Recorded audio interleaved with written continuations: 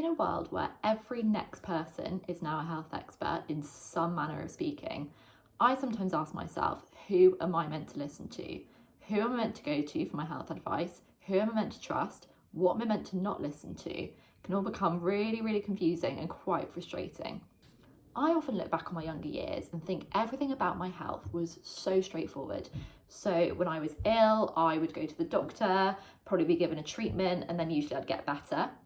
If I thought there was something wrong with my health condition, my parents would contact my consultant, and back then they had a direct line. She would give me some advice or her opinion, and then I'd probably follow it through. Bish, bash, bosh. It just seemed as simple as anything. And I suppose that back then I hadn't really thought to ever question what I was told. I can probably think of 2 life events where that situation became very different, where things were sort of turned on their head. So instead of just receiving information with open arms and putting it into practice, I became a lot more inquisitive and a lot more skeptical, I suppose, of what was put in front of me. So the first thing was that I went off to university, and it was a university that really, really held critical thinking and independent thought above anything else. So question whatever is put in front of you before you even think about believing it.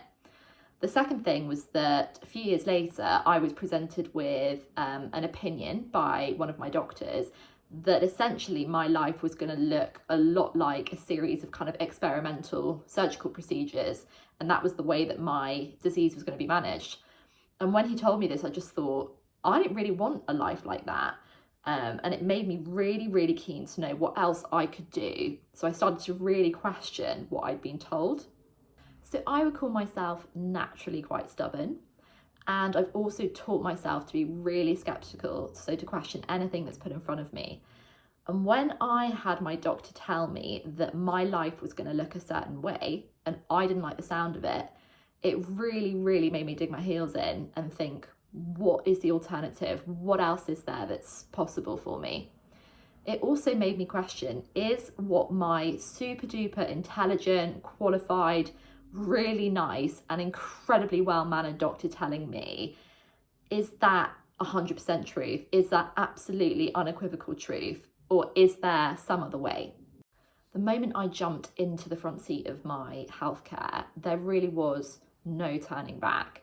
So I started consulting different experts, I started doing my own research, I started trying out new practices, new modalities, everything under the sun.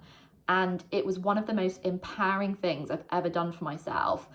But equally, it was so baffling because I was suddenly faced with all this information. A lot of it didn't line up, a lot of it contradicted each other. I had opinions coming in from left, right, and centre. And it got to a point where I thought, hang on a minute, did I prefer the blissful ignorance that I had before?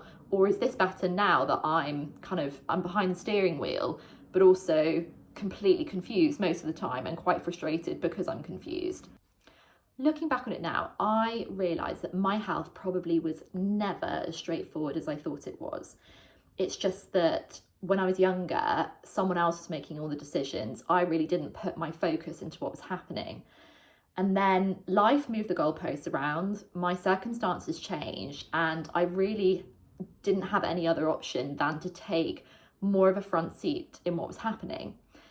And the problem, as I sometimes see it, is that the more involved you become, the more responsibility you take on, and the harder the decisions become.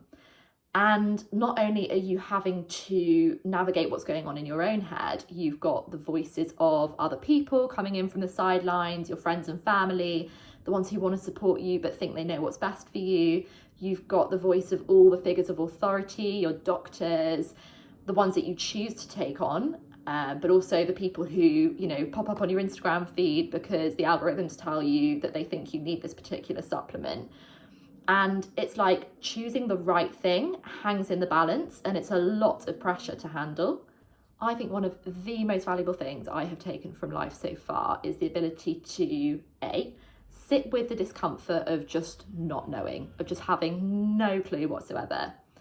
B, of being able to sit there and let other people tell you what they think you need to know. And C, being able to reconcile all of those different things, especially when they don't line up with each other, or actually sometimes not being able to reconcile them because they just don't line up and there's no way that you're ever going to make the ends meet.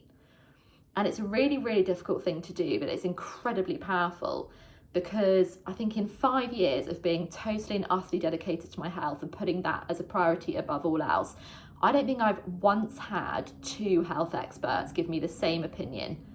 And sometimes I sit here and I think, why do I expect that that's going to happen? Why am I still hoping for that to happen? In the past, if I'd had to admit that I was confused or that I didn't know something, it was horrible. It was a horrible position to be in. I felt weak. I felt not good enough. I felt like it was kind of like a stain on my ego somehow. And the experience I've had with health has shown me that quite often I just don't know what the answer is. And also, most other people don't know what the answer is. Even the top expert of a specific field sometimes doesn't know what the answer is. And instead of fighting that confusion, instead of fighting not knowing, I've worked out that being able to relax into it and let go of the need to know makes the situation a whole lot less painful. It also means that I can let go of the anguish of experts contradicting one another when I seek them for their advice, of finding 2 bits of research which don't line up with each other. Also of being able to let go of the need for someone else to give me an answer to something which probably deep down I do know the answer to myself. I just want them to validate it for me. And it's a really, really valuable learning to have taken away. So the next time you find yourself faced with information that doesn't line up, with a decision to make and several different routes that you could go down, practice sitting in the discomfort of all those contradictions and being able to let go of that need to have certainty and to have an answer. And if your temptation is to look outwards for someone else to give you that answer that you're looking for, or for someone else to be able to give that kind of tick of approval, the best person to listen to in that situation is yourself. And that might sound really weird, because you might think, well, I haven't got the expertise, I haven't got the knowledge, I haven't got the wherewithal to see what's going to happen. Well, the secret is none of us really do, but we have this amazing thing called intuition. And in the world of today, we're so tapped out from our intuition because we're so up here in the logic brain that's like, I can't see further ahead than, this operation I've been told I have to have. Your intuition is very, very good when you give it space at telling you where you need to go.